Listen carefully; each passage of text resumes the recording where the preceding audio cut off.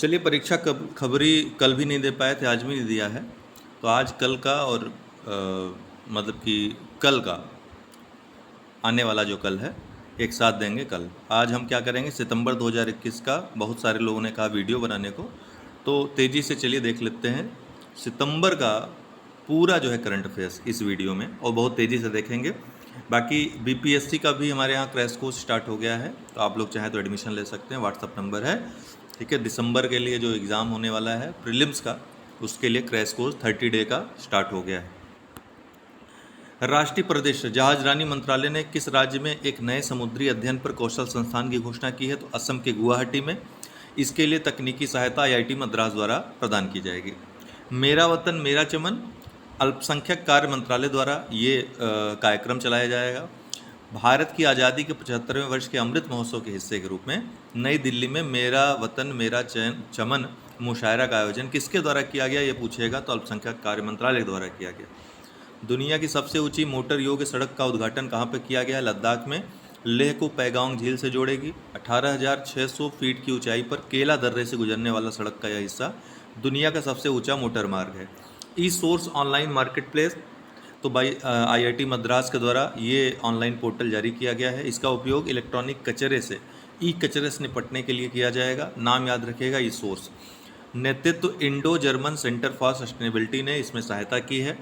राष्ट्रीय डेयरी विकास बोर्ड ने डेयरी किसानों की मदद के लिए किस पोर्टल को लॉन्च किया है? तो ई गोपाला पोर्टल को। दुनिया का पहला plant based smart air purifier क्या नाम है? You breathe life. ये किसने डेवलप किया है? तो आईआईटी रोपड़ और आईआईटी कानपुर, उसके साथ दिल्ली विश्वविद्यालय के प्रबंधन अध्ययन संकाय ने इसको मिलकर विकसित किया है। स्कूलों, अस्पतालों, कार्यालयों और घरों जैसे इंडोर स्थानों में वायु शोधन का कार्य करेगी। 5 सितंबर से मनाया गया शिक्षक पर्व 2021, तो शिक्षक मंत्रालय द्वारा 5 से 17 सितंबर 2021 तक शिक्षक पर्व 2021 मनाया गया।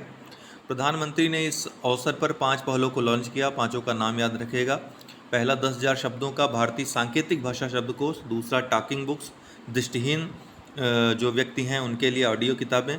सीबीएसई का SQAAF निपुण भारत के लिए निष्ठा नामक शिक्षक प्रशिक्षण कार्यक्रम और विद्यांजलि पोर्टल, ये 5 पहले लॉन्च की। भारतीय खाद्य सुरक्षा और मानक प्राधिकरण ने किसको 5 स्टार या 5 स्टार ईट राइट स्टेशन प्रमाणन प्रदान किया हाल ही में? तो चंडीगढ़ रेलवे स्टेशन को। कॉर्बीवैक्स या बायो ई कोविड-19 वैक्सीन, ये एक और स्वदेशी वैक्सीन है भारत की। Drug controller general of India ने 2 नैदानिक परीक्षणों के लिए कॉर्बीवैक्स नामक एक अन्य स्वदेशी कोविड-19 वैक्सीन उम्मीदवार को मंजूरी दी। 5 से 18 वर्ष की आयु के बच्चों पर नैदानिक परीक्षण करने की मंजूरी इसको दी गई है। भारतीय फार्मास्यूटिकल फर्म बायोलॉजिकल ई लिमिटेड ने अमेरिका में boiler college of medicine Houston और अमेरिकी कंपनी डायनावैक्स टेक्नोलॉजीज़ के सहयोग से विकसित किया है। इसमें से काफ़ी चीज़ें, चूँकि 20 सितंबर तक हमने इसमें से महत्वपूर्ण खबरें ली थी रामायण वीडियो में भी, तो आपको काफ़ी यहाँ पर रिपीट भी हो रहा होगा। डिफेंस एक्सपो 2022 का आयोजन गुजरात के गांधीनगर में, ध्यान रखिएगा 2022 का आयोजन कहाँ किया जाएगा? डिफेंस एक्सपो का गुजरात के गांधीनगर में हर 2 वर्ष में किया जाता है। लखनऊ में 2020 में किया गया था। National bureau of animal genetic resources ने मांडा भैंस को भारत पाई जाने वाली भैंसों की 19वीं अनूठी नस्ल के रूप में मान्यता दी है। यह नस्ल पूर्वी घाटों और उड़ीसा के कोरापुट क्षेत्र के पठार में पाई जाती है। मांडा नस्ल की भैंसें परजीवी संक्रमण के प्रति प्रतिरोधी, बीमारियों के प्रति कम संवेदनशील होती हैं और मामूली संसाधनों पर जीवित रह सकती हैं। प्राण पोर्टल लॉन्च, तो इस किसके द्वारा लॉन्च किया गया प्राण पोर्टल? केंद्रीय पर्यावरण मंत्री भूपेंद्र यादव के द्वारा, और इसका उपयोग राष्ट्रीय स्वच्छ कार्यक्रम की या स्वच्छ वायु कार्यक्रम की प्रगति को ट्रैक करने के लिए किया जाएगा। प्राण पोर्टल। भारत के पहले कार्यात्मक स्मॉग टावर का कहाँ पे उद्घाटन किया गया है? दिल्ली के आनंद विहार में, ऊंचाई 20 मीटर है। केंद्रीय पर्यावरण, वन और जलवायु परिवर्तन मंत्री भूपेंद्र यादव ने ये किया है। G20 के लिए भारत के शेरपा के रूप में कौन नियुक्त किए गए हैं? पीयूष गोयल, भारत के शेरपा G20 के लिए। राष्ट्रीय राजमार्ग में आपातकालीन लैंडिंग सुविधा, ये कहाँ पर ये सुविधा बनाई गई है? तो राजस्थान के बाड़मेर में राष्ट्रीय राजमार्ग NH 925A के सट्टा गंधव खंड पर 3 किलोमीटर लंबा है, ध्यान रखिएगा। और भारतीय राष्ट्रीय राजमार्ग प्राधिकरण ने इसका निर्माण किया है। इसका उद्घाटन राजनाथ सिंह और नितिन गडकरी, दोनों जो केंद्रीय मंत्री, उनके द्वारा किया गया। मैं भी डिजिटल 3.0 अभियान आवास और शहरी मामलों के मंत्रालय और इलेक्ट्रॉनिक्स और सूचना प्रौद्योगिकी मंत्रालय की पहल है। ये अभियान प्रधानमंत्री स्वनिधि योजना के तहत स्ट्रीट वेंडर्स के लिए डिजिटल ऑनबोर्डिंग और प्रशिक्षण का कार्य इसके तहत किया जाएगा। राष्ट्रपति रामनाथ कोविंद ने की 4 राज्यों में नए राज्यपालों की नियुक्ति। तो नागालैंड के राज्यपाल RN रवि को तमिलनाडु का राज्यपाल नियुक्त किया गया है। लेफ्टिनेंट जनरल गुरमीत सिंह को उत्तराखंड का राज्यपाल नियुक्त किया गया। तमिलनाडु के राज्यपाल बनवारी लाल पुरोहित को पंजाब का स्थायी राज्यपाल नियुक्त किया गया। असम के राज्यपाल जगदीश मुखी को नागालैंड का राज्यपाल नियुक्त किया गया है। भारत का पहला मेथनॉल उत्पादन संयंत्र कहाँ पे खोला गया है? तो भेल के research and development centre Hyderabad में ये खोला गया है। भारत का पहला मेथनॉल उत्पादन संयंत्र। राष्ट्रीय अल्पसंख्यक आयोग के अध्यक्ष कौन बने हैं? सरदार इकबाल सिंह लालपुरा। अटल innovation mission space challenge NITI Aayog, ISRO और CBSE ने मिलकर के ये चैलेंज शुरू किया है। स्कूली छात्रों के लिए अटल स्पेस चैलेंज 2021 है, स्कूली छात्रों के लिए। RBI द्वारा IDFC फर्स्ट बैंक के चीफ के रूप में फिर से नियुक्ति किसकी हुई है? तो V वैद्यनाथन की। सभी डिजिटल गांवों की 100% डिजिटल साक्षरता के लिए PMG दिशा अभियान, प्रधानमंत्री ग्रामीण डिजिटल साक्षरता अभियान इसका फुल फॉर्म है। तो ये क्यों चलाया गया है? किसके लिए? 100% डिजिटल साक्षरता के लिए सभी डिजिटल गांवों में, ध्यान रखिएगा। PM मोदी ने सरदार धाम भवन का वर्चुअल उद्घाटन कहाँ पर किया? अहमदाबाद में। चंपारण सत्याग्रह एक्सप्रेस को हरी झंडी रेल राज्य मंत्री दर्शन जरदोश ने दी। ट्रेन का नंबर क्या है? 14010। आनंद विहार टर्मिनल दिल्ली से बापू धाम मोतिहारी चंपारण सत्याग्रह बिहार तक ये जाएगी। डिजिटल पॉपुलेशन क्लॉक, केंद्रीय स्वास्थ्य और परिवार कल्याण राज्य मंत्री भारती प्रवीण पवार ने ये क्लॉक लॉन्च किया। दिल्ली विश्वविद्यालय के अंदर आर्थिक विकास संस्थान में इसका उद्घाटन किया गया। इसकी विशेषता है कि प्रति मिनट जो पॉपुलेशन में बदलाव है उसको ये काउंट करेगा। कृषि अपशिष्ट से जैव ईंटों से बनी भारत की पहली इमारत कहाँ पर बनाई गई है? IIT हैदराबाद में बनाई गई है। गांधी स्मृति एवं दर्शन समिति का नया उपाध्यक्ष नियुक्त किया गया है। किसे? विजय गोयल को। इस सोसाइटी की अध्यक्षता प्रधानमंत्री नरेंद्र मोदी करते हैं, तो उपाध्यक्ष विजय गोयल बने हैं। प्रोजेक्ट उड़ान, IIT बॉम्बे ने ये प्रोजेक्ट उड़ान शुरू किया है। इसका उद्देश्य एक प्रकार से अनुवाद को सरल बनाना है। तो आर्टिफिशियल इंटेलिजेंस आधारित अनुवाद पारिस्थितिकी तंत्र का निर्माण करना इसका उद्देश्य है। IIT बॉम्बे ने बनाया है। शून्य अभियान, नीति आयोग, RMI और RMI इंडिया के द्वारा ये शून्य अभियान शुरू किया गया। शून्य प्रदूषण वितरण वाहनों को बढ़ावा देने की एक पहल है ये। शहरी डिलीवरी सेगमेंट में इलेक्ट्रिक वाहनों को अपनाने में तेजी लाना इसका लक्ष्य है। शून्य अभियान। CO2 कैप्चर के लिए भारत का पहला प्लांट चालू किया गया। कहाँ पर? टाटा स्टील ने जमशेदपुर वर्क्स में। तो CO2 कार्बन डाइऑक्साइड कैप्चर के लिए भारत का पहला प्लांट है ये। माई गवर्नमेंट ने लॉन्च किया प्लेनेटोरियम इनोवेशन चैलेंज। इलेक्ट्रॉनिक्स और सूचना प्रौद्योगिकी मंत्रालय के तहत माई गवर्नमेंट इंडिया ने सितंबर 2021 में प्लेनेटोरियम इनोवेशन चैलेंज शुरू किया। यह भारतीय स्टार्टअप्स और तकनीकी उद्यमियों के लिए है। चुनौती का उद्देश्य नवीनतम तकनीकों का उपयोग करके एक स्वदेशी तारामंडल प्रणाली सॉफ्टवेयर बनाने की क्षमता वाली तकनीकी फर्मों और स्टार्टअप्स को एक साथ लाना है। भारत का पहला यूरो ग्रीन बॉन्ड जारी किया किसने? पावर फाइनेंस कॉर्पोरेशन ने, PFC ने। तो यूरो 300 मिलियन 7 वर्षीय यूरो बॉन्ड है, याद रखिएगा। स्पिन योजना क्या है? तो KVIC अर्थात खादी और ग्रामोद्योग आयोग ने वाराणसी में कुम्हार समुदाय को सशक्त बनाने के लिए स्पिन योजना शुरू की है। और ये योजना नरेंद्र मोदी के जन्मदिन अर्थात 17 सितंबर के सेवा दिवस के अवसर पर शुरू की गई है। स्पिन का फुल फॉर्म होता है strengthening the potential of India. गृह मंत्री अमित शाह ने उज्ज्वला 2.0 योजना की शुरुआत की। 18 सितंबर 2021 को मध्य प्रदेश के अपने एक दिवसीय दौरे के दौरान उज्ज्वला 2.0 योजना का शुभारंभ केंद्रीय गृह मंत्री अमित शाह ने किया। उज्ज्वला 2.0 योजना का लक्ष्य योजना के दूसरे चरण में 10 मिलियन अधिक लाभार्थियों को शामिल करना। इसके पहले 8 करोड़ का लक्ष्य पूरा किया जा चुका है। अभी 1 करोड़ अर्थात 10 मिलियन और अधिक जोड़ना है। भारत के 112 आकांक्षी जिलों में मुफ्त शिक्षा प्रदान करने के लिए भागीदारी किसने की है? तो नीति आयोग और बायजूस जो ऑनलाइन एजुकेशन प्लेटफॉर्म है उस दोनों ने मिलकर के। नीति आयोग ने 500 स्वस्थ शहर बनाने के सुझाव दिया। तो नीति आयोग ने 16 सितंबर 2021 को अपनी building urban planning capacity in India report जारी की। इस रिपोर्ट के अनुसार भारत को अगले 5 वर्षों में 500 स्वस्थ शहरों के निर्माण के लिए केंद्रीय क्षेत्र की योजना की आवश्यकता है। भारत ने एक ही दिन में 2.5 करोड़ लोगों को कोरोना का टीका लगाकर रिकॉर्ड बनाया। 17 सितंबर 2021 को PM मोदी के जन्म दिवस के अवसर पर भारत में एक ही दिन में 2.5 करोड़ लोगों को कोरोना वायरस के खिलाफ टीका लगाया गया, जबकि देश में कुल टीकाकरण का आंकड़ा 80 करोड़ के पार पहुंच चुका है। ये आंकड़े याद रखिएगा। बीआरओ ने, बॉर्डर रोड ऑर्गेनाइजेशन ने, सीमा सड़क संगठन जिसको कहते हैं, महिला सेना अधिकारियों को आरसीसी का प्रभारी नियुक्त किया। तो सीमा सड़क संगठन ने उत्तराखंड में अपनी 75 सड़क निर्माण कंपनी आरसीसी के लिए पहली बार महिला सेना अधिकारियों को ऑफिसर कमांडिंग नियुक्त किया है। मेजर आइना के अधीन 3 platoon commander captain Anjana, AEE Bhavna Joshi civil और एईई सिविल विष्णु माया के पहली बार आरसीसी बनी हैं। एयर मार्शल वीआर चौधरी नए वायुसेना अध्यक्ष बने हैं। ठीक है, वीआर चौधरी नए वायुसेना अध्यक्ष बने हैं। Air chief marshal RKS Bhadauria का इन्होंने स्थान लिया है। 2 और भारतीय समुद्र तटों को मिला अंतर्राष्ट्रीय ब्लू फ्लैग प्रमाणन। अंतर्राष्ट्रीय इको लेबल ब्लू फ्लैग ने 2021 के लिए 2 नए समुद्र तटों के लिए ब्लू फ्लैग प्रमाणन प्रदान किया।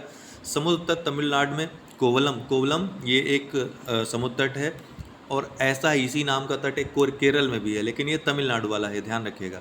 और पुदुचेरी समुद्र तटों में ईडन है, तो ईडन सब पुदुचेरी का और कोवलम तमिलनाडु का, इन दोनों को मिला है। विश्व स्तर पर मान्यता प्राप्त इको लेबल ब्लू फ्लैग प्रमाणन प्रदान करने वाले डेनमार्क का पर्यावरण शिक्षा फाउंडेशन ने 8 नामित समुद्र तटों के लिए पुनः प्रमाणन भी दिया है। तो कौन जारी करता है? पर्यावरण शिक्षा फाउंडेशन। कहाँ का है? डेनमार्क का। भारत का 11वां महारत्न सीपीएससी बनने के लिए कौन सा अभी तैयार हो रहा है? Power finance corporation. हालांकि ये इतना महत्वपूर्ण है नहीं, बन गया होता तो महत्वपूर्ण होता है। हिमालयन फिल्म महोत्सव के पहले संस्करण की मेजबानी कौन कर रहा है? लेह। तो सूचना और प्रसारण मंत्री अनुराग ठाकुर 24 सितंबर 2021 को हिमालयन फिल्म महोत्सव के पहले संस्करण का उद्घाटन इन्होंने किया। 5 दिनों तक चलने वाला यह उत्सव 24 से 28 सितंबर तक लद्दाख के लेह में आयोजित किया गया। इस महोत्सव का आयोजन केंद्रीय सूचना और प्रसारण मंत्रालय के तहत फिल्म समारोह निदेशालय के सहयोग से किया गया है। हिमाचल प्रदेश में हुआ दुनिया के सबसे ऊंचे इलेक्ट्रॉनिक व्हीकल चार्जिंग स्टेशन का उद्घाटन। तो हिमाचल प्रदेश के लाहौल और स्पीति जिले के काजा में दुनिया के सबसे ऊंचे इलेक्ट्रॉनिक वाहन चार्जिंग स्टेशन का उद्घाटन किया गया है। यह काजा में 500 फीट की ऊंचाई पर स्थित है। स्वच्छ और हरित वातावरण को बढ़ावा देने के लिए 2 महिलाओं ने मनाली से काजा तक इलेक्ट्रिक वाहन चलाए। 2 दिवसीय national tribal talent pool conclave का आयोजन किया गया। कहाँ पर किया गया? उड़ीसा में किया गया। यह राष्ट्रीय जनजातीय अनुसंधान संस्थान और भारतीय लोक प्रशासन संस्थान नई दिल्ली के सहयोग से आयोजित किया गया था। दुनिया के सबसे ऊंचे रेडियो स्टेशन पर हाई पावर ट्रांसमीटर का उद्घाटन। केंद्रीय सूचना और प्रसारण मंत्री अनुराग ठाकुर ने 25 सितंबर 2021 को कारगिल के हम्बटिंगला में दुनिया के सबसे ऊंचे रेडियो स्टेशन पर हाई पावर ट्रांसमीटर का उद्घाटन किया। All India radio FM radio station और दूरदर्शन के 10 किलोवाट ट्रांसमीटर 13,300 फीट की ऊंचाई पर स्थित हैं। वे क्षेत्र में विशेष रूप से कारगिल और बटालिक सेक्टर में संचरण और पहुंच में सुधार करेंगे। प्रसिद्ध नारीवादी कार्यकर्ता और लेखिका कमला भसीन का निधन हो गया। तो इनकी जो संस्था थी, नाम याद रखिएगा, संगत की इन्होंने स्थापना की थी। नारीवादी नेटवर्क था। 1970 के दशक से भसीन भारत के साथ अन्य दक्षिण एशियाई देशों में महिला आंदोलन में एक प्रमुख कार्यकर्ता थी। तो न सिर्फ भारत में बल्कि अन्य दक्षिण एशियाई देशों में ये महिला आंदोलन को सक्रिय कर रही थी। लॉन्च किया गया भारत का पहला अटल सामुदायिक नवाचार केंद्र। कहाँ पर लॉन्च किया गया? तो विवेकानंद ग्लोबल यूनिवर्सिटी जयपुर राजस्थान में भारत के पहले अटल सामुदायिक नवाचार केंद्र का उद्घाटन किया गया। सरकार ने नीति आयोग में अटल इनोवेशन मिशन की स्थापना की है। ACIC का लक्ष्य उन नवोन्मेषी विचारों का समर्थन और पोषण करना है जो बड़े विचारों का आकार ले सकते हैं और बेहतर कल के लिए समाज को बदलने में मदद कर सकते हैं। तो लोगों के जो अंदर नवाचार के गुण हैं उनको उभारना, उनको प्रोत्साहित करना इसका लक्ष्य है। दिल्ली में पहले राष्ट्रीय सहकारिता सम्मेलन को संबोधित करेंगे अमित शाह। तो सहकारिता सम्मेलन को 25 सितंबर 2021 को अमित शाह ने संबोधित किया। केंद्रीय गृह मंत्री और सहकारिता मंत्री अमित शाह प्रधानमंत्री नरेंद्र मोदी के सहकार से समृद्धि के दृष्टिकोण के तहत भारत के पहले सहकारी सम्मेलन को इन्होंने संबोधित किया। कब? 25 सितंबर को नई दिल्ली के इंदिरा गांधी इंडोर स्टेडियम में। आपको पता होगा कि सहकारिता मंत्रालय हाल ही में गठित एक नया मंत्रालय है भारत सरकार का, और इसके पहले मंत्री कौन बने हैं? वही गृह मंत्री अमित शाह को ये जिम्मेदारी दी गई है। कानून और न्याय मंत्रालय ने शुरू किया एक पहल अभियान। न्याय विभाग, कानून और न्याय मंत्रालय ने 17 सितंबर 2021 से 2 अक्टूबर 2021 तक देश भर में एक पहल अभियान शुरू किया। तो डायरेक्ट पूछ लेगा किसने शुरू किया है? कानून और न्याय मंत्रालय ने। इस अभियान का उद्देश्य क्या है? टेली लॉ के तहत बड़े पैमाने पर पंजीकरण को प्रोत्साहित करना है। टेली लॉ का माध्यम देश भर में 51,434 कॉमन सर्विस सेंटरों के विशाल नेटवर्क के माध्यम से पैनल अधिवक्ताओं द्वारा लाभार्थियों को प्रभावी रूप से मुकदमेबाजी पूर्व सलाह प्रदान करता है। सीबीएसई आईआईटी गांधीनगर शुरू करेंगे ऑनलाइन श्रृंखला एकलव्य।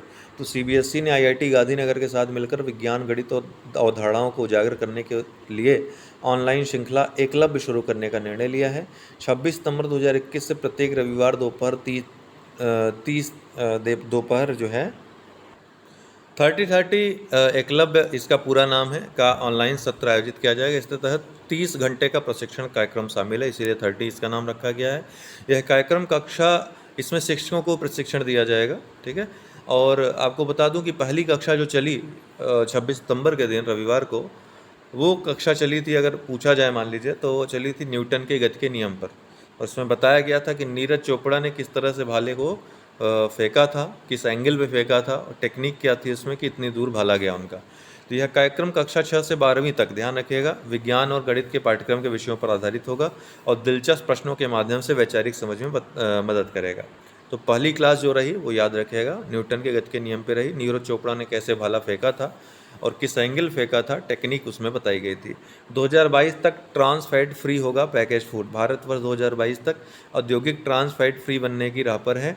नए परीक्षण किए गए प्रसंस्कृत खाद्य नमूनों में से केवल 1.34% में उच्च वसा वाले अवयवों के अनुमेय स्तर से अधिक वसा पाई गई। उपरोक्त निष्कर्ष भारतीय गुणवत्ता परिषद के साथ राष्ट्रीय खाद्य नियामक FSSAI, भारतीय खाद्य सुरक्षा और मानक प्राधिकरण द्वारा किए गए अखिल भारतीय सर्वेक्षण में प्राप्त हुआ है। प्रधानमंत्री मोदी ने किया संयुक्त राष्ट्र महासभा के 76वें सत्र को संबोधित, किस डेट को किया? 25 सितंबर को किया। उन्होंने कोरोना वायरस रोग, कोविड-19 महामारी, जलवायु परिवर्तन और वैश्विक आतंकवाद से संबंधित मुद्दों पर प्रकाश डाला। 3 दिवसीय अमेरिका दौरा था उनका। उन्होंने 3 दिवसीय यात्रा के पहले 2 दिन वाशिंगटन DC में बिताए, जहां उन्होंने क्वाड लीडर समिट में भी भाग लिया। पूरी तरह से सौर ऊर्जा से संचालित होने वाला पहला स्टेशन बन गया है चेन्नई सेंट्रल। तो पुरातत्वी Thalaivar doctor MG Ramachandran central, DRM या चेन्नई सेंट्रल रेलवे इसको कहते हैं, पूरी तरह से सौर ऊर्जा संचालित पहला भारतीय रेलवे स्टेशन बन गया है। यह स्टेशन के प्लेटफॉर्म शेल्टर पर स्थापित सौर पैनलों द्वारा 100% दिन की ऊर्जा आवश्यकता लक्ष्य को पूरा करता है। CCR स्टेशन दक्षिण मध्य रेलवे जोन के अंतर्गत आता है। जितेंद्र सिंह ने जन केयर शीर्षक से अमृत ग्रैंड चैलेंज प्रोग्राम लॉन्च किया। जन केयर शीर्षक से अमृत ग्रैंड चैलेंज प्रोग्राम 28 सितंबर 2021 को लॉन्च किया गया था। इसे टेलीमेडिसिन, डिजिटल स्वास्थ्य, AI, ब्लॉकचेन और अन्य तकनीकों में 75 स्टार्टअप नवाचारों की पहचान करने के लिए लॉन्च किया गया है। इसे केंद्रीय विज्ञान और 75, ये संख्या याद रखिएगा, 100 150 कर देगा तो वहीं पर आप जो है अब क्या कहेंगे, क्या कर सकते हैं उसमें, छोड़ देंगे या फिर तुक्का मारेंगे। इसे केंद्रीय विज्ञान और प्रौद्योगिकी राज्य मंत्री डॉक्टर जितेंद्र सिंह ने जैव प्रौद्योगिकी उद्योग अनुसंधान सहायता परिषद की 10वीं बायोटेक इनोवेटर्स मीट में लॉन्च किया था। 2010वीं थी, ध्यान रखिएगा। और 2023 तक कुत्ते की मध्यस्थता वाले रेबीज उन्मूलन के लिए राष्ट्रीय कार्य योजना, आपको पता होगा, परीक्षा खबरी में हमने बताया था, कुत्ता इसमें टेबल पर बैठ करके मीटिंग नहीं लेगा, जिस पे काफ़ी लोगों ने हंसने वाली प्रतिक्रिया भी दी थी भी हंसने वाली बात, लेकिन इस तरह से चीज़ें याद भी रहती हैं। तो केंद्रीय स्वास्थ्य और परिवार कल्याण मंत्री मनसुख मांडविया ने 28 सितंबर 2021 को 2030 तक कुत्ते की मध्यस्थता वाले रेबीज उन्मूलन के लिए राष्ट्रीय कार्य योजना का शुभारंभ किया। इसमें कुत्तों को ही रोक दिया जाएगा, उनको ही रेबीज का इंजेक्शन लगा करके, रेबीज उनके अंदर जब ख़त्म हो जाएगा तो किसी को काटने कोई मतलब नहीं रहेगा, थोड़ी बहुत चोट लगेगी, दवा ववा लगा के सही हो जाएंगे और सुई वगैरह नहीं लगवानी पड़ेगी। एक स्वास्थ्य, ना तो सुई लगवा भी लेंगे तो कम से कम रेबीज का जो गंभीर रोग है वो तो नहीं होगा, काफ़ी लोगों की मौत हो जाती है।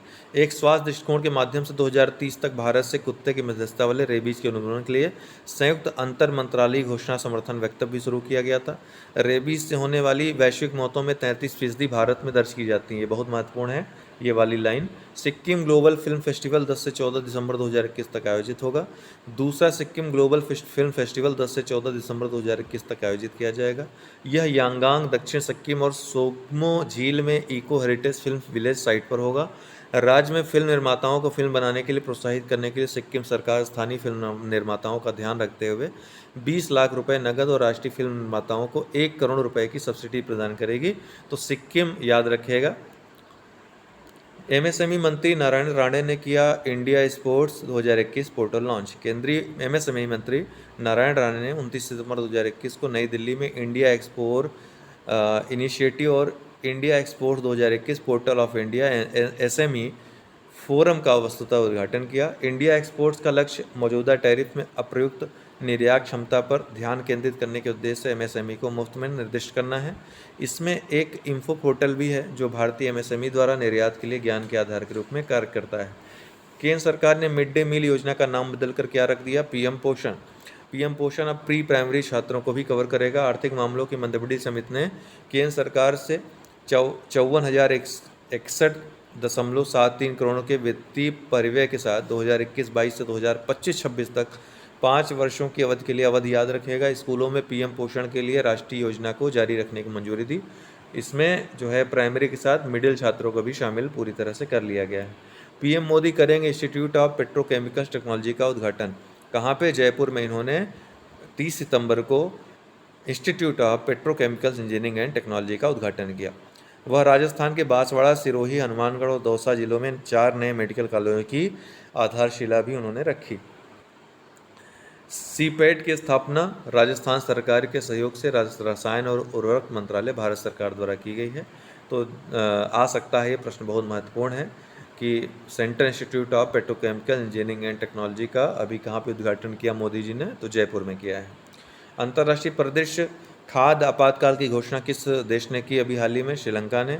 निम्न में से किस देश ने बच्चों में बढ़ रही ऑनलाइन गेम की लत दूर करने के लिए हफ्ते में केवल 3 घंटे गेम खेलने वाले नियम को लागू कर दिया है? चीन ने। पहला राष्ट्रीय प्रलय स्मारक का अनावरण किसने किया? नीदरलैंड ने। अफगानिस्तान संकट की बात करें तो प्रधानमंत्री मोदी ने बनाया उच्च स्तरीय समूह। UNSC ने भारत की अध्यक्षता में तालिबान पर प्रस्ताव किया पारित। आपको पता है कि अगस्त माह में भारत ने अध्यक्षता की थी UNSC की। तो 30 अगस्त 2021 को भारत की अध्यक्षता में अफगानिस्तान पर एक 7 सूत्री प्रस्ताव अपनाया है, जिसमें यह मांग की गई थी तालिबान के कब्जे वाले अफगान 7 सूत्री, ध्यान रखिएगा, अफगान क्षेत्र का इस्तेमाल किसी भी देश को धमकाने या हमला करने या आतंकवादियों को प्रशिक्षित करने या आश्रय देने के लिए नहीं किया जाना चाहिए।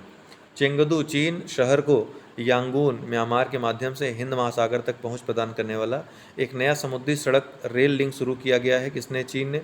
ठीक है, इसमें तो कुछ सोचने वाली बात ही नहीं है। चेंगदू चीन में स्थित है, याद रखिएगा। प्लास्टिक समझौता लॉन्च करने वाला पहला एशियाई देश कौन बना है? भारत। ठीक है, इसमें WWF इंडिया पहला एशियाई देश बना है भारत, ध्यान रखिएगा। ठीक है, और किसके साथ ये प्लास्टिक समझौता हुआ है? तो UK के साथ, यूनाइटेड किंगडम के साथ। तो WWF इंडिया और CII ने इसका ये प्रस्ताव समझौता जो है तैयार करवाया था, पैक्ट तैयार करवाया था। BRICS bank, new development bank ने नए सदस्यों के रूप में स्वीकार किया किसको किसको? तो UAE, बांग्लादेश और उरुग्वे, 3 देश ब्रिक्स बैंक में भी हाल ही में शामिल हुए हैं। ईस्टर्न इकोनॉमिक फोरम का प्लेनरी सत्र कहाँ पर आयोजित हुआ? व्लादिवोस्तोक, रूस में। वैक्सीनेटेड ट्रैवल लेंस की शुरुआत कहाँ पर की गई? सिंगापुर में। भारत ने किस देश के साथ एशिया के हरित विकास के वित्त पोषण के लिए $1.2 बिलियन के पैकेज की घोषणा की है? तो UK के साथ। विश्व स्टाम्प प्रदर्शनी फिला निप्पन 2021 आयोजित कहाँ पर हुआ? टोक्यो में, जापान में। IUCN world conservation Congress 2020 France के मार्सेले में आयोजित हुआ। Climate finance leadership initiative India, Bharat और यूनाइटेड किंगडम ने मिलकर के ये शुरू की, ये दोनों चीज़ें। ठीक है, अमेरिका बेस्ड और ये भारत में ये लीडरशिप इनिशिएटिव शुरू हुआ है। America based global leader approval tracker morning consult के अनुसार सर्वेक्षण में शामिल 13 विश्व नेताओं में शीर्ष पर कौन रहा? तो प्रधानमंत्री नरेंद्र मोदी ये शीर्ष नेताओं में रहे। ठीक है, 13 विश्व नेताओं में। जलवायु संकट निपटने के लिए एक मंत्रालय का गठन कहाँ पर किया गया है? ग्रीस में, अभी हाल ही में किया गया है। 13वें ब्रिक्स शिखर सम्मेलन की अध्यक्षता भारत ने की, प्रधानमंत्री नरेंद्र मोदी ने। वर्चुअल फॉर्मेट में आयोजित हुआ।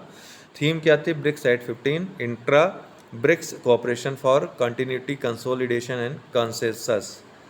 भारतीय दूतावास में पहले आत्मनिर्भर भारत कॉर्नर का उद्घाटन कहाँ पे किया गया है? थाईलैंड के बैंकॉक में 15 अगस्त को। उसके बाद जो है अन्य स्थानों पे राजदूतावास में ये खोला गया है। और किस लिए आत्मनिर्भर भारत कॉर्नर को खोला गया है ये भी पूछ सकता है। तो जनजातियों के जो उत्पाद हैं, वन उत्पाद या फिर उनके द्वारा निर्मित उत्पाद, उनको GI टैग दे करके उनके इस प्रोडक्ट को बढ़ावा देना, इससे उनका सशक्तिकरण करना। विश्व का सबसे उत्तरी द्वीप, नए द्वीप की खोज की गई है। क्यूक टॉर्क अवन्नार लेक इसका नाम है, ग्रीनलैंड के उत्तर में है।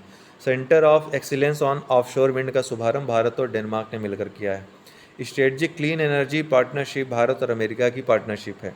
GNI स्टार्टअप्स इंडिया लैब की घोषणा गूगल ने की है, गूगल न्यूज इनिशिएटिव ने। स्वतंत्र स्थानीय या सिंगल सब्जेक्ट पत्रकारिता संगठनों के लिए जीएनआई स्टार्टअप्स इंडिया लैब की शुरुआत की है। विश्व का सबसे बड़ा कार्बन डाइऑक्साइड कैप्चरिंग प्लांट किसने लॉन्च किया है? आइसलैंड में। कहाँ पर लॉन्च किया गया है? आइसलैंड में। विश्व का सबसे बड़ा कार्बन डाइऑक्साइड कैप्चरिंग प्लांट है ये। अंतर्राष्ट्रीय सौर गठबंधन समझौते की पुष्टि किसने की? जर्मनी ने। अब 124 सदस्य इसमें हो गए हैं। Climate action and finance mobilisation dialogue CAFMD Bharat और संयुक्त राज्य अमेरिका के मध्य डायलॉग हुआ है। ग्रह को गर्म करने वाली मीथेन को कम करने के लिए वैश्विक समझौता किसके बीच हुआ है? अमेरिका और यूरोपियन यूनियन के बीच। क्वाड लीडर समिट कहाँ पर आयोजित हुई? वाशिंगटन में अभी हाल ही में, जब मोदी जी 3 दिवसीय दौरे पे गए थे। AUKUS AU से सॉरी ए से ऑस्ट्रेलिया, UK से यूनाइटेड किंगडम और US से USA, ठीक है, अमेरिका, इन तीनों ने इस संगठन की स्थापना की है, याद रखिएगा। इंडो पैसिफिक क्षेत्र के लिए एक नई त्रिपक्षीय सुरक्षा साझेदारी इंडो पैसिफिक क्षेत्र के लिए एक नई त्रिपक्षीय सुरक्षा साझेदारी की गई है, ठीक है, US, UK और ऑस्ट्रेलिया ने मिलकर के। नाम याद रखिएगा, AUKUS। बीजिंग 2022 WG ने आधिकारिक मोटो का अनावरण किया है। तो जो विंटर गेम्स होंगे बीजिंग 2022 में, उसके लिए आधिकारिक मोटो क्या होगा? Together for a shared future. G33 virtual अनौपचारिक मंत्री स्तरीय बैठक आयोजित की गई, कहाँ पे? इंडोनेशिया में। G33 के बारे में मैंने आपको बताया था कि कृषि व्यापार से संबंधित है, ध्यान रखिएगा, और WTO से जुड़ी संस्था है, वर्ल्ड विश्व व्यापार संगठन से जुड़ी संस्था है। इसका G20 से संबंध नहीं है, और भारत भी इसका एक हिस्सा है, भारत इसका सदस्य है। कुल 47 विकासशील और अल्प विकसित देशों का ये समूह है G33, ठीक है। इसका जो मतलब है, विश्व व्यापार संगठन के WTO के कानकुन मंत्री स्तरीय सम्मेलन हुआ था, वहीं पर इसका गठन हुआ था। ये आप याद रखिएगा इतनी चीज़ें इसके बारे में। तो हाल ही में अनौपचारिक मंत्री स्तरीय बैठक आयोजित किसने किया? इंडोनेशिया ने किया इसका।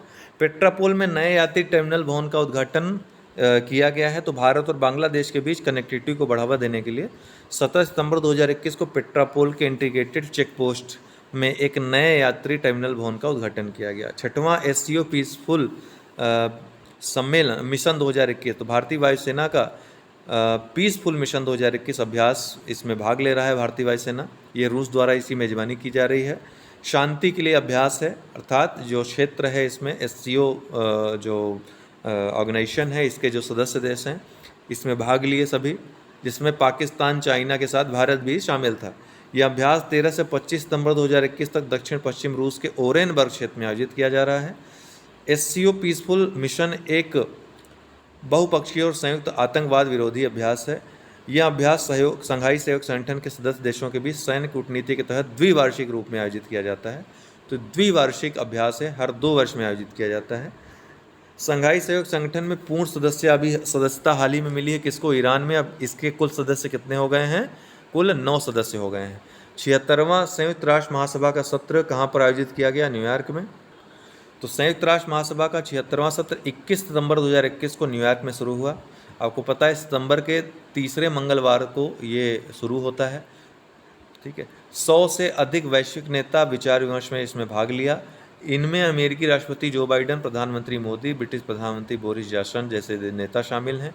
मालदीव के नवनियुक्त महासभा अध्यक्ष अब्दुल्ला शाहिद के ये जो है 76वें सत्र की इन्होंने शुरुआत की। तो ये मालदीव के हैं जो नए अध्यक्ष बनाए गए हैं 76वें सत्र के लिए। इनका नाम क्या था? अब्दुल्ला शाहिद। वैश्विक भूख से लड़ने के लिए बाइडेन ने किया $10 मिलियन देने का वादा। संयुक्त राज्य अमेरिका के राष्ट्रपति जो बाइडेन ने 21 सितंबर 2021 को संयुक्त राष्ट्र महासभा को सूचित किया कि संयुक्त राज्य अमेरिका अपने देश और विश्व भर में भूख को समाप्त करने के लिए $10 बिलियन देगा। 23 सितंबर 2021 को संयुक्त राष्ट्र एक खाद्य प्रणाली शिखर सम्मेलन की मेजबानी करेगा, जो प्रतिज्ञाओं की एक श्रृंखला के माध्यम से खाद्य प्रणालियों के परिवर्तन को गति प्रदान करेगा, ऐसा जो बाइडेन ने कहा। तो $10 बिलियन किसके लिए दिया? पूछ सकता है। 22 सितंबर को अमेरिका के 3 दिवसीय दौरे पर प्रधानमंत्री गए थे। वे क्वाड लीडर समिट में उन्होंने भाग लिया। संयुक्त राष्ट्र महासभा के 76वें सत्र को उन्होंने 25 सितंबर को संबोधित किया। उनके साथ विदेश मंत्री एस जयशंकर सहित एक उच्च स्तरीय प्रतिमंडल भी साथ में गया था। 22 सितंबर को G4 देशों के मंत्रियों की बैठक हुई। तो G4 देशों की विदेश मंत्रियों भारत, ब्राज़ील, जर्मनी और जापान ने 22 सितंबर 2021 को न्यूयॉर्क में संयुक्त राष्ट्र महासभा के दौरान ही मुलाकात की। महासभा में भारत की ओर से एस जयशंकर, ब्राज़ील की ओर से Carlos Alberto Franco Ranka, Germany की ओर से हेइको मास और जापान की ओर से तोशिमित्सु मोटेगी ने भाग लिया। उन्होंने संयुक्त राष्ट्र सुरक्षा परिषद को और अधिक प्रभावी बनाने के लिए उसमें सुधार की तात्कालिकता को रेखांकित किया। भारत ने की पहले ध्यातव्य है कि G4 के जो देश हैं भारत, ब्राज़ील, जर्मनी और जापान, ये प्रबल दावेदार हैं संयुक्त राष्ट्र सुरक्षा परिषद के स्थायी सदस्य बनने के। भारत ने की पहले Bharat United Kingdom consular dialogue की मेज़बानी, तो भारत ने की, ध्यान रखिएगा। तो 22 सितंबर 2021 को वीडियो कॉन्फ्रेंसिंग के माध्यम से पहले Bharat United Kingdom consular dialogue की मेज़बानी की। किसने? भारत ने। इस पहले काउंसलर डायलॉग में दोनों पक्षों ने भारत यूके 2030 रोड मैप के हिस्से के रूप में दोनों देशों के बीच लोगों से लोगों के बीच संपर्क और अधिक मजबूत करने के तरीकों पर चर्चा की। दोनों पक्ष इस वार्ता के अगले दौर को 2022 में लंदन में आयोजित करने पर सहमत हुए। ताइवान ने ट्रांस पैसिफिक मुक्त व्यापार समूह में शामिल होने के लिए किया आवेदन। तो ताइवान ने 22 सितंबर 2021 को ट्रांस पैसिफिक पार्टनरशिप, जो कि 11 प्रशांत महासागर के इर्द गिर्द जो देश हैं उनका समूह है, व्यापार समूह है, इसमें ताइवान ने इस शामिल होने के लिए आधिकारिक आवेदन दायर किया। CTPP Australia, Brunei Darussalam, Brunei Darussalam जिसको कहते हैं, Canada, Chile, Japan, Malaysia, Mexico, Peru, New Zealand, Singapore, Vietnam के बीच एक मुक्त व्यापार समझौता है। मार्च 2018 में चिली की सैंटियागो में इन 11 देशों द्वारा इस पर हस्ताक्षर किए गए थे। तो मार्च 2018 में यह संस्था शुरू हुई थी। 2023 के लिए यूनेस्को की विश्व पुस्तक राजधानी के रूप में नामित हुआ अकरा। यूनेस्को के महानिदेशक आंद्रे अजोले ने 2023 के लिए अकरा घाना को यूनेस्को की विश्व पुस्तक राजधानी के रूप में नामित किया। समारोह का वर्ष 23 अप्रैल 2023 को विश्व पुस्तक और कॉपीराइट दिवस पर शुरू होगा। यूनेस्को WB कैपिटल के रूप में, वर्ल्ड बुक कैपिटल के रूप में नामित शहर राष्ट्रीय सीमाओं के पार सभी उम्र और जनसंख्या समूह के लिए पुस्तकों और पढ़ने को बढ़ावा देने और वर्ष के लिए कई गतिविधियों का आयोजन करने का कार्य करते हैं। इसके साथ ही ध्यान रखिएगा कि वर्ल्ड बुक कैपिटल 2021 क्या है। तो 2021 के लिए वर्ल्ड बुक कैपिटल जॉर्जिया की राजधानी बिलिसी है, तिबिलिसी। ठीक है, अब उसका हम उच्चारण कैसे करें, बड़ा अजीबोगरीब है, तो तिबिलिसी आप बोल सकते हैं उसको। और ये भी याद रखिएगा कि 2000 से ही ये ऐसा किया जा रहा है, विश्व पुस्तक राजधानी को घोषित करने का यूनेस्को द्वारा काम। 2003 में नई दिल्ली को भारत के विश्व पुस्तक राजधानी के रूप में नामित किया गया था। इतनी बातें याद रखिएगा। ये भी पूछ सकता है कि 2022 के लिए कौन सी विश्व पुस्तक राजधानी है, तो ग्वाडलजारा है, मैक्सिको का ग्वाडलजारा शहर जो है 2022 के लिए विश्व पुस्तक राजधानी है। तो 2021, 2022, 2023 और साथ ही साथ भारत का 2003 वाला भी आप याद रखिएगा। और ये भी पूछ सकता है कि पहली बार 2001 में, जब 2000 में घोषणा हुई, 2001 में पहली बार घोषित किया गया था, 2001 के लिए शहर घोषित किया गया था और ये घोषणा 2000 में हुई थी, ये याद रखिएगा, अंतर करिएगा। 2001 के लिए पहली बार किसी शहर को चुना गया था, घोषणा 2000 में हुई थी, जैसे अभी घोषणा हो गई है 2022, 2023 के लिए। तो मैड्रिड जो स्पेन का है, राजधानी स्पेन की, उसको चुना गया था पहला बुक कैपिटल 2001 में। वैश्विक स्तर पर 120 करोड़ कोविड-19 वैक्सीन खुराक दान करेगा क्वाड। तो क्वाड जो देश हैं वैश्विक स्तर पर 120 करोड़ वैक्सीन खुराक कोविड-19 वैक्सीन खुराक दान करेंगे। ओके,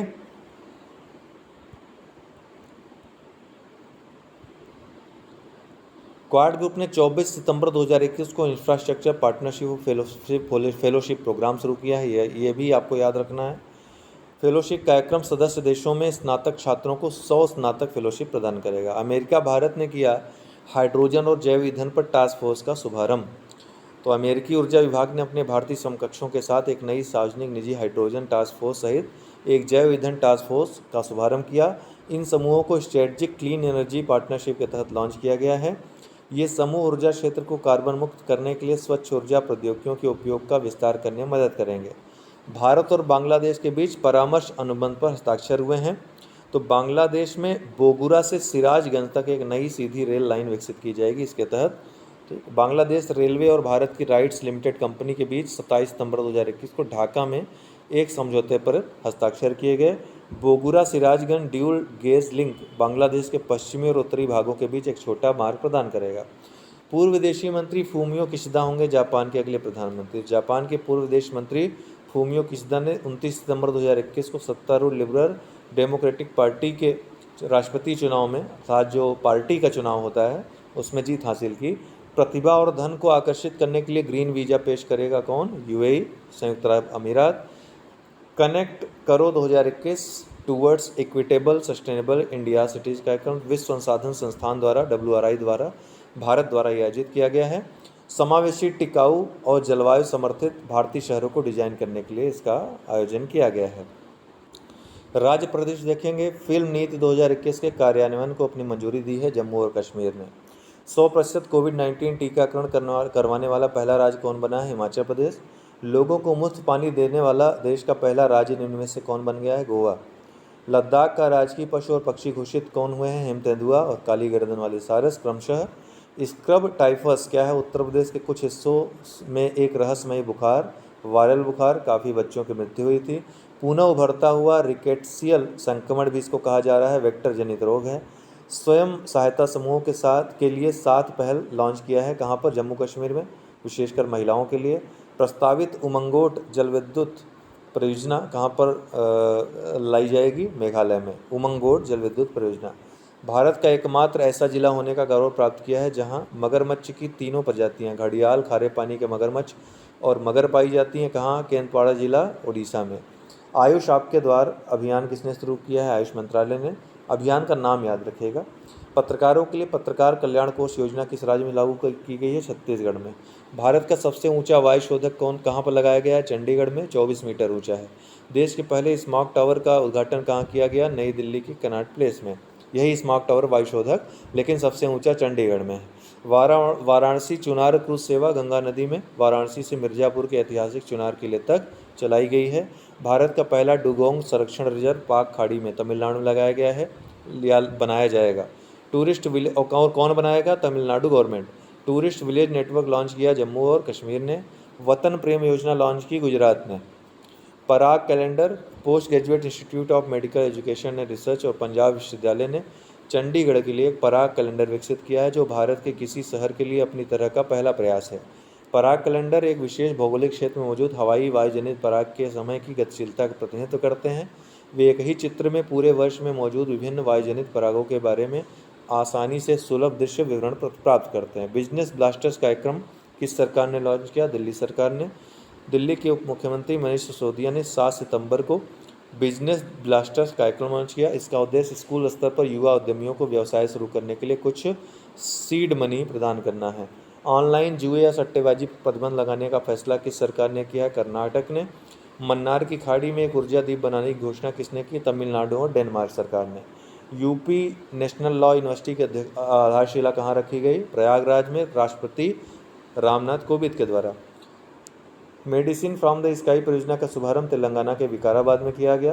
पहला ब्रेस्ट मिल्क पंप बैंक कहाँ पे? लुधियाना, मातृ एवं शिशु अस्पताल के परिसर में लगाया गया है। गुजरात के नए मुख्यमंत्री चुने गए भूपेंद्र पटेल। भारत की सबसे बड़ी ओपन एयर फर्नेरी का उद्घाटन उत्तराखंड के रानीखेत में अल्मोड़ा जिले में किया गया है। पीएम मोदी ने रखी राजा महेंद्र प्रताप सिंह राज्य विश्वविद्यालय की आधारशिला कहाँ पे? अलीगढ़ में, उत्तर प्रदेश में। पेप्सिको ने 814 करोड़ रुपए का फूड प्लांट स्थापित किया उत्तर प्रदेश के मथुरा में। भारत का सबसे बड़ा फ्लोटिंग सोलर पीवी या जो फोटोवोल्टेइक प्लांट है, फोटोवोल्टेइक प्लांट है, कहाँ पर चालू हुआ? आंध्र प्रदेश में, भारत हैवी इलेक्ट्रिक लिमिटेड द्वारा। सबसे बड़ा तैरता हुआ पीवी प्लांट है। तो आंध्र प्रदेश में एनटीपीसी सिमहाद्री में स्थित 25 मेगावाट की फ्लोटिंग एसपीवी परियोजना 100 एकड़ के क्षेत्र में फैली हुई है। आप लोग बड़े और क्षमता में अंतर करना आपको आना चाहिए, ठीक है। तेलंगाना वाला जो है वो फ्लोटिंग है लेकिन 100 मेगावाट का है, तो उसमें और इसमें अंतर है। ये बड़ा है क्षेत्र के मामले में और बड़ा है परियोजना के मामले में। नागालैंड के राज्यपाल प्रोफेसर जगदीश मुखी बने। उत्तर प्रदेश मातृभूमि योजना, हाल ही में उत्तर प्रदेश के मुख्यमंत्री योगी आदित्यनाथ ने राज्य में उत्तर प्रदेश मातृभूमि योजना लॉन्च करने की घोषणा की। इस योजना के द्वारा विकास कार्यों में आम जनता को शामिल किया जाएगा। इस योजना के तहत परियोजनाओं की 50% लागत का वहन राज्य सरकार करेगी तथा शेष 50% लागत का वहन इच्छुक लोगों द्वारा किया जाएगा। पंजाब के मुख्यमंत्री कौन बने हैं? चरणजीत सिंह चन्नी। बंगाल की खाड़ी में बना चक्रवात गुलाब बंगाल की खाड़ी में बना निम्न दबाव का क्षेत्र तेज होकर चक्रवात गुलाब में बदल गया है। चक्रवाती तूफान गोपालपुर से लगभग 500 किलोमीटर दक्षिण पूर्व में है। तौकते और यास के बाद यह 2021 का तीसरा चक्रवात होगा। तौकते 14 से 19 मई 2021 के बीच अरब सागर में बना था, जबकि यास बंगाल की खाड़ी में 23 से 28 मई 2021 के बीच बना था। यूपी सरकार जेवर हवाई अड्डे के पास 250 एकड़ में इलेक्ट्रॉनिक पार्क स्थापित करेगी। कहाँ पर करेगी? जेवर हवाई अड्डे के पास। उत्तर प्रदेश सरकार यमुना एक्सप्रेसवे औद्योगिक विकास प्राधिकरण येईडा क्षेत्र में एक इलेक्ट्रॉनिक पार्क स्थापित करेगी। यूपी सरकार ने पहले नोएडा में एक मेडिकल डिवाइस पार्क की घोषणा की थी। येईडा ने उत्तर प्रदेश में पहले चिकित्सा उपकरण पार्क के लिए 350 एकड़ जमीन निर्धारित की है, जिसे 2 चरणों में बनाया जाएगा। विज्ञान और प्रौद्योगिकी से संबंधित प्रश्न। स्पेस एक्स का सभी सिविलियन यात्रियों सहित पहला अंतरिक्ष अभियान कौन सा? इंस्पिरेशन-4 याद रखेगा। चीन ने सफलतापूर्वक लॉन्च किया नया पृथ्वी अवलोकन उपग्रह, क्या नाम था? गाओफेन 502 लॉन्ग मार्च 4C रॉकेट से लॉन्च किया। इसरो के साथ औपचारिक रूप से समझौता करने वाली पहली निजी कंपनी या स्टार्टअप कौन बन गई है? Skyroot Aerospace. चंद्रमा के दक्षिणी ध्रुव पर नोबेल क्रेटर के पास उतरेगा नासा का वाइपर रोवर।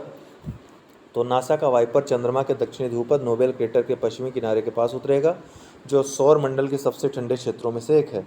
वाइपर का पूर्ण रूप है volatiles investigating polar exploration rover. Robotic rover को 2023 के अंत में आर्टेमिस कार्यक्रम और नासा एजेंसी की वाणिज्यिक लूनर पेलोड सर्विसेज पहल के हिस्से के तहत चंद्रमा की सतह पर पहुंचाया जाएगा।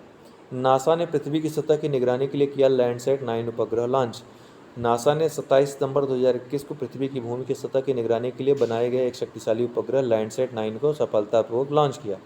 लैंडसैट 9 नासा और यूएस जियोलॉजिकल सर्वे के एक संयुक्त मिशन कैलिफोर्निया के बैडेनबर्ग के स्पेस लॉन्च कॉम्प्लेक्स 3 से United Launch Alliance Atlas 5 rocket पर रवाना हुआ। यह पानी के उपयोग, जंगल की आग के प्रभाव आदि जैसे प्रमुख मुद्दों पर विज्ञान आधारित निर्णय लेने में मदद करेगा। तो नासा ने लॉन्च किया है लैंडसैट 9, याद रखेगा।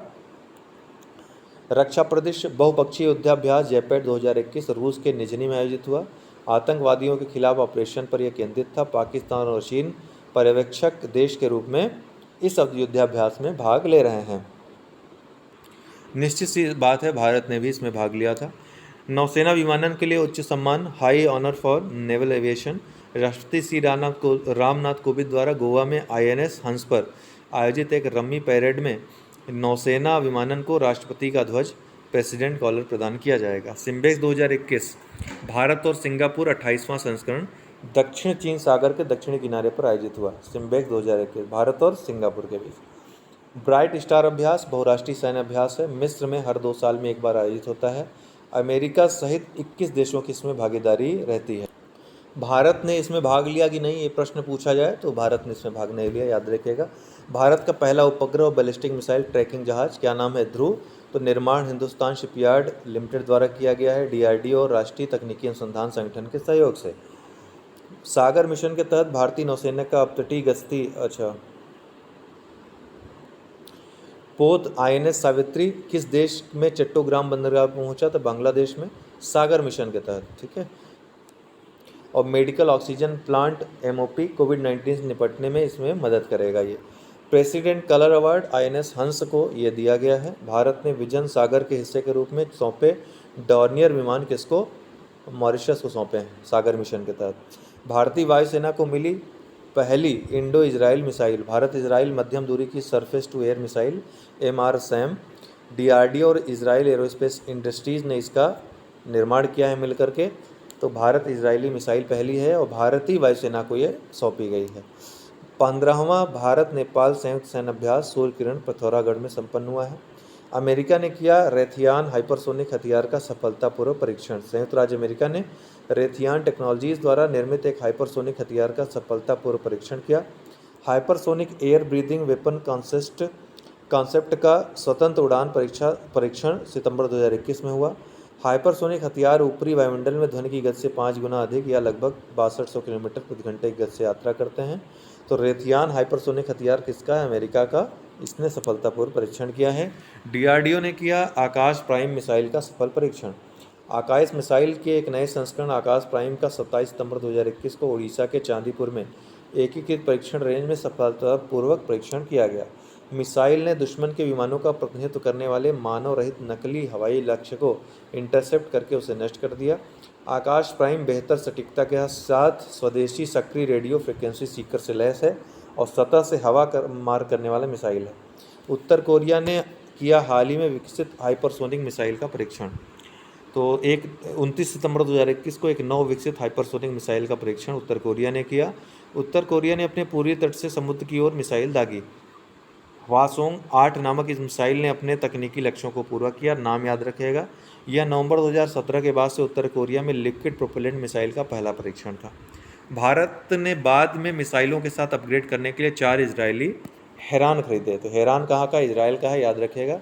भारत ने इजराइल से 4 नए हेरान टीपी ड्रोन खरीदने के सौदे को अंतिम रूप दे दिया है। इन्हें शुरू में निगरानी और टोही मिशनों में इस्तेमाल किया जाएगा, लेकिन अंततः प्रोजेक्ट चीता के तहत सटीक हमलों के लिए मिसाइलों से लैस और अपग्रेड किया जाएगा। कुछ अपग्रेड हेरान टीपी ड्रोन में लगभग 24 घंटे का घूमने का समय और 1000 किलोमीटर की संचार सीमा होगी। तो थोड़ा सा अपग्रेड इसको किया गया है। आर्थिक प्रदेश में देखेंगे माई पैड माई राइट MPMRE परियोजना नाबार्ड और नैब फाउंडेशन के द्वारा केंद्रीय वित्त मंत्री निर्मला सीतारमन ने इसको जारी किया, लॉन्च किया। कहाँ पर? त्रिपुरा में। ग्रामीण क्षेत्रों में महिलाओं की सहायता, अनुदान, मजदूरी सहायता और उपकरणों के माध्यम से बेहतर आजीविका और मासिक धन स्वच्छता प्रदान करना इसका लक्ष्य है। इस योजना का वर्ष 2050 तक तीसरा सबसे बड़ा आयातक बन जाएगा भारत। तब नवीनतम ग्लोबल ट्रेड आउटलुक रिपोर्ट के अनुसार भारत 2050 तक वैश्विक आयात में 5.9% की हिस्सेदारी के साथ चीन और अमेरिका के ठीक बाद विश्व का तीसरा सबसे बड़ा आयातक बन जाएगा।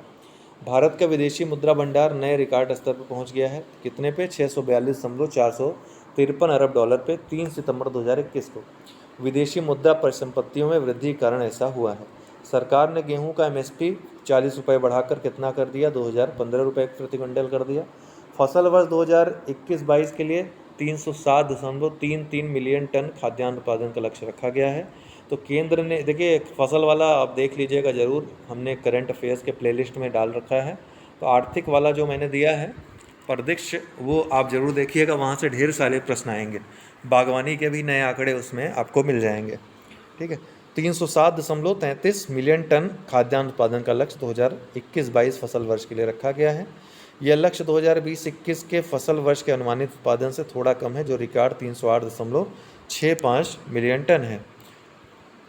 चावल, गेहूं और दालों के लिए लक्ष्य 121.10 मिलियन टन, 110 मिलियन टन और 25 मिलियन टन क्रमशः निर्धारित किया गया। सरकार ने की बैड बैंक के लिए एसेट मैनेजमेंट कंपनी की स्थापना। तो सरकार ने भारत ऋण समाधान कंपनी लिमिटेड की स्थापना की है।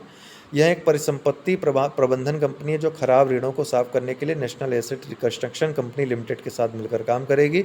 इसे 50 करोड़ रुपए की अधिकृत पूंजी पर 80.5 लाख रुपए की चुकता पूंजी के साथ स्थापित किया गया है। HDFC bank most outstanding company in India Asia money 2021 पोल में जो है इसको प्रदान किया गया HDFC बैंक को। तो HDFC बैंक लिमिटेड को प्रतिष्ठित प्रकाशन एशिया मनी द्वारा किए गए एक सर्वेक्षण में most outstanding company in India चुना गया है। बैंक ने 2018 के बाद से लगातार चौथे वर्ष भारत में बैंकों के बीच नंबर 1 स्थान प्राप्त किया है।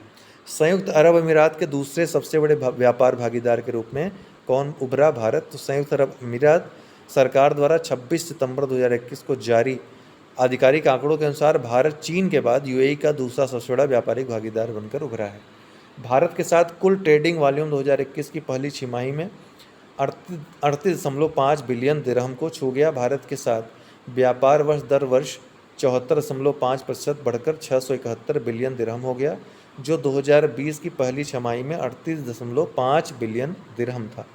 विशेष गुणों वाली 35 फसल किस्में राष्ट्र को समर्पित करेंगे प्रधानमंत्री। तो 28 सितंबर 2021 को विशेष गुणों वाली 35 फसल इन्होंने समर्पित की राष्ट्र को।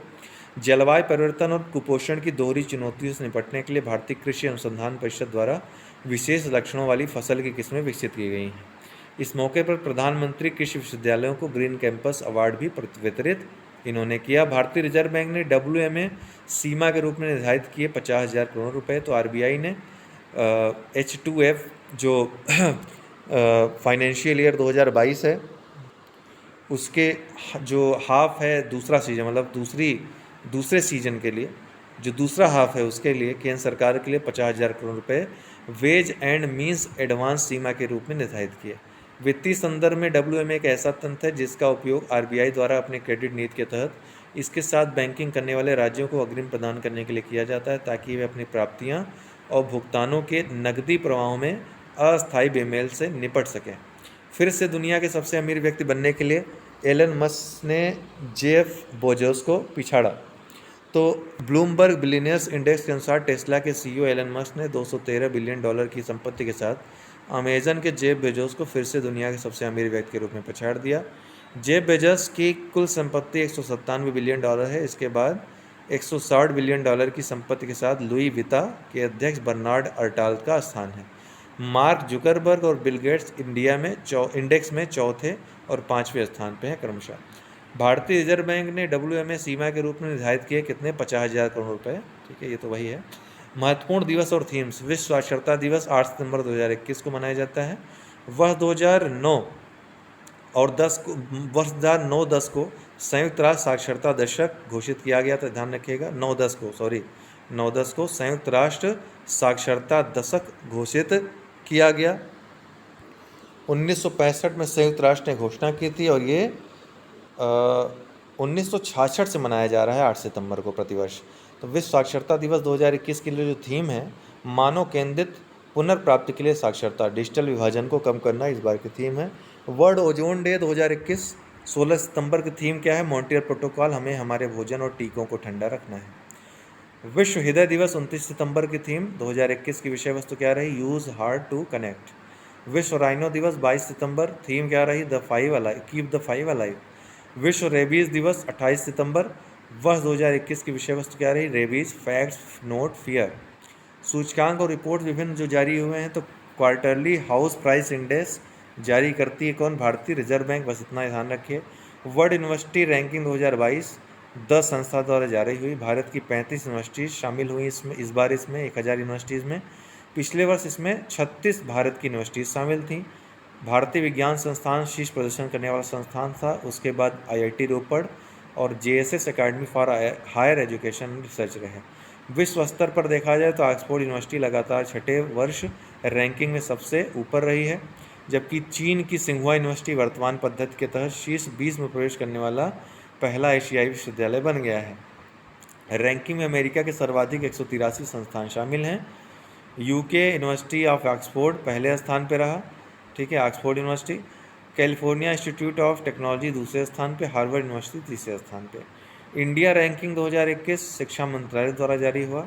राष्ट्रीय संस्थागत रैंकिंग फ्रेमवर्क के तहत रैंकिंग 2021 जारी हुई।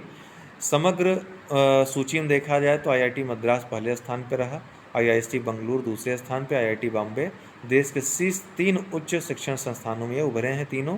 IIT मद्रास ने लगातार छठे वर्ष इंजीनियरिंग श्रेणी में सूची में शीर्ष स्थान हासिल किया है। ओवरऑल कैटेगरी में भी IIT मद्रास ने टॉप किया है।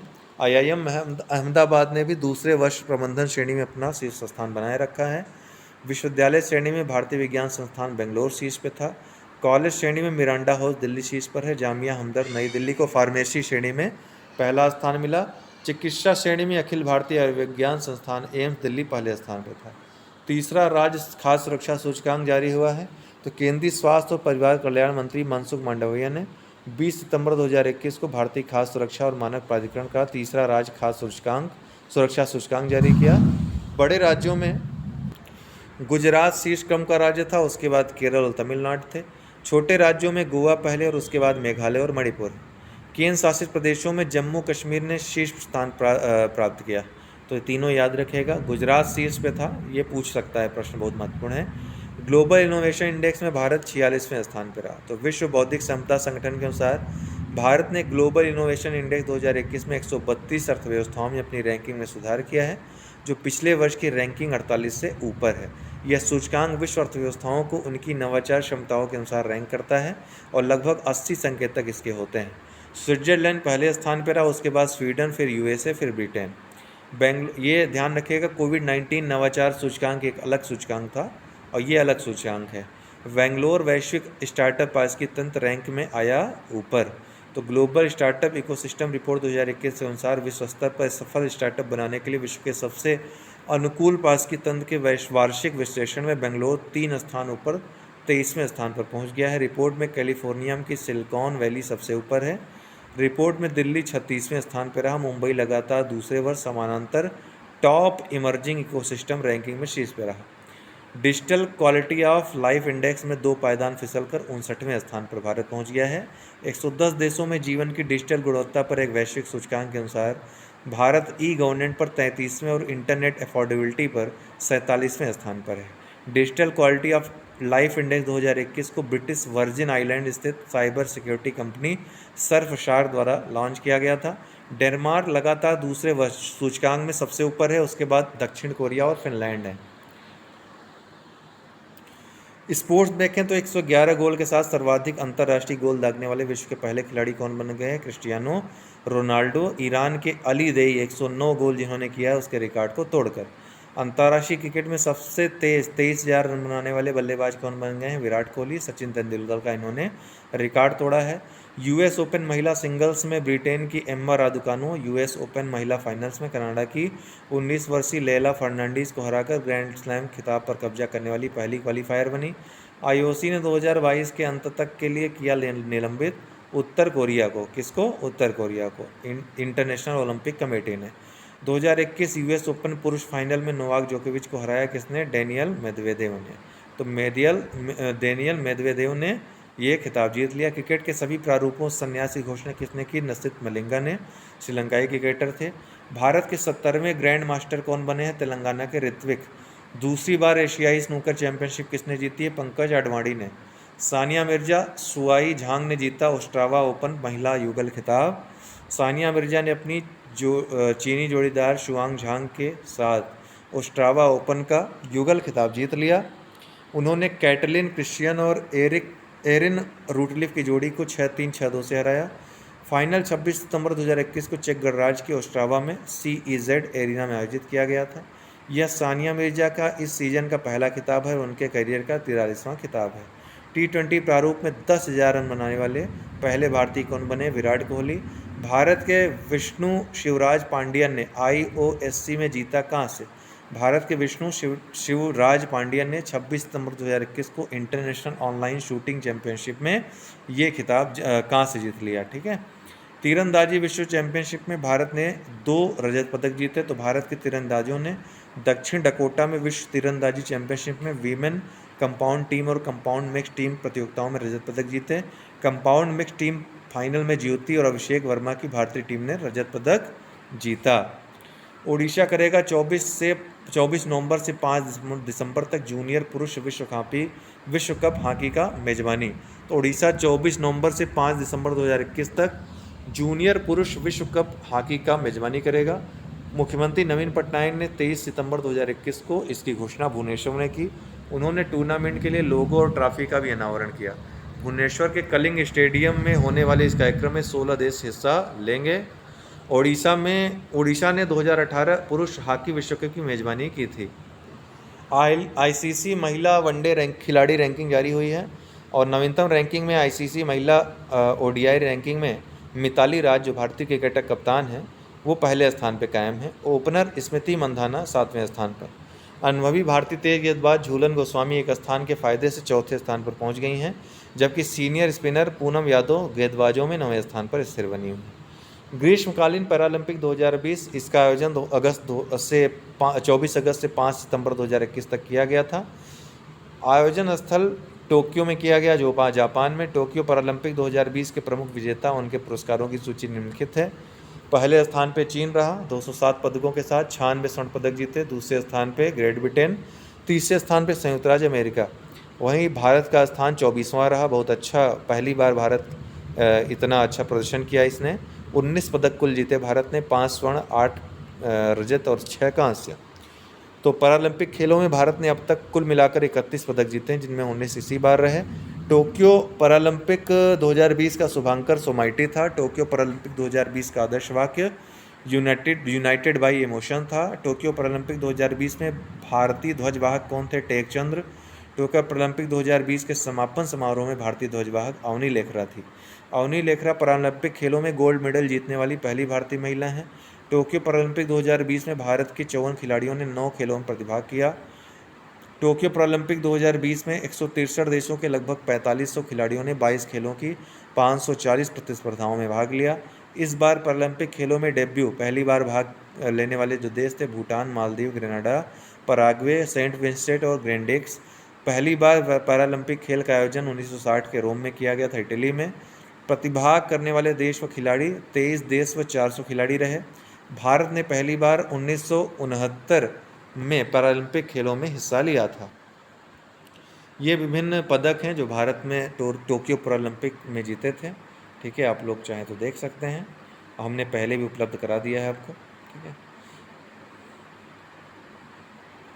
पुरस्कारों की बात करें तो राजस्थानी साहित्य अकादमी पुरस्कार 2020 भंवर सिंह सामोर को मिला, नेपाली एवं राजस्थानी भाषा में। प्रख्यात नेपाली लेखक शंकर देव ढगाल की कृति किरायको कोक के लिए प्रख्यात राजस्थानी लेखक भंवर सिंह सामोर को उनकी कृति संस्कृति री सनातन डीट के लिए पुरस्कृत किया गया है। रमन मैग्सेसे पुरस्कार 3 लोगों को मिला, बांग्लादेशी वैज्ञानिक डॉक्टर फिरदौसी कादरी, पाकिस्तान से मोहम्मद अमजद साकिब, दक्षिण पूर्व एशिया से स्टीवन मुंशी को। बहलर कछुआ संरक्षण पुरस्कार भारतीय जीव विज्ञानी शैलेंद्र सिंह को। Dun and Bradstreet corporate award 2021 SJVN को। Association for talent development 2021 best award power grid corporation of India limited को। 7वें Yamin Hazarika women of substance award Namita Gokhale को, लेखिका हैं। बांग्लादेश की प्रधानमंत्री शेख हसीना को मिला SDG प्रोग्रेस अवार्ड। तो संयुक्त राष्ट्र प्रायोजित सतत विकास समाधान नेटवर्क ने प्रधानमंत्री शेख हसीना को SDG प्रोग्रेस अवार्ड से सम्मानित किया है। उन्होंने गरीबी को समाप्त करने, ग्रह की रक्षा करने और सभी के लिए शांति और समृद्धि सुनिश्चित करने के लिए कार्रवाई के सार्वभौमिक आह्वान के जवाब में बांग्लादेश की स्थिर कार्यप्रणाली के लिए सम्मानित किया गया है। SDSN की स्थापना 2012 में प्रमुख अर्थशास्त्री प्रोफेसर जेफरी डी सैक्स के द्वारा की गई थी। बांग्लादेशी फेरोजा फैजा बीथर को मिला 2021 का चेंज मेकर अवार्ड। तो bill and Melinda Gates foundation द्वारा अच्छे स्वास्थ्य और कल्याण को बढ़ावा देने वाले उनके काम के लिए बांग्लादेश की फेरोजा फैजा बीथर को 2021 के चेंज मेकर अवार्ड के लिए चुना गया है। वह मोनेर स्कूल की सह संस्थापक है, जो मानसिक स्वास्थ्य के क्षेत्र में सक्रिय एक गुमनाम ऑनलाइन मंच है। यह युवाओं को प्रशिक्षण के माध्यम से मानसिक स्वास्थ्य देखभाल के महत्व के बारे में शिक्षित करने का काम करता है। फुमजिले ग्लाम्ब इंगुकाका ने जीता 2021 ग्लोबल गोलकीपर अवार्ड। तो संयुक्त राष्ट्र की पूर्व महासचिव और UN वीमन की कार्यकारी निदेशक Phumzile Mlambo Ngcuka Melinda Gates foundation 2021 global goalkeeper award के प्राप्तकर्ता के रूप में नामित किया गया है। यह पुरस्कार एक ऐसे नेता को मान्यता देता है जिसने SDG को प्राप्त करने की दिशा में वैश्विक स्तर पर प्रगति की है। उन्हें लैंगिक समानता के लिए लड़ने के लिए सम्मानित किया गया है। कैलाश सत्यार्थी को नियुक्त किया गया सस्टेनेबल डेवलपमेंट गोल्स एडवोकेट।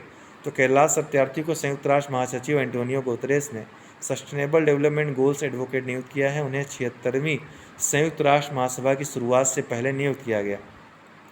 अन्य SDG अधिवक्ताओं में स्टेम कार्यकर्ता वेलेंटीना मुनोज रबनाल, माइक्रोसॉफ्ट के अध्यक्ष ब्रैड स्मिथ और K-पॉप सुपरस्टार ब्लैक पिंक शामिल हैं। प्रथम की CEO रुक्मिणी बनर्जी को मिला वैश्विक शिक्षा पुरस्कार। तो बस ये याद रखेगा, भारत के प्रथम एजुकेशन फाउंडेशन की CEO, प्रथम एजुकेशन फाउंडेशन का नाम है, ध्यान रखिएगा।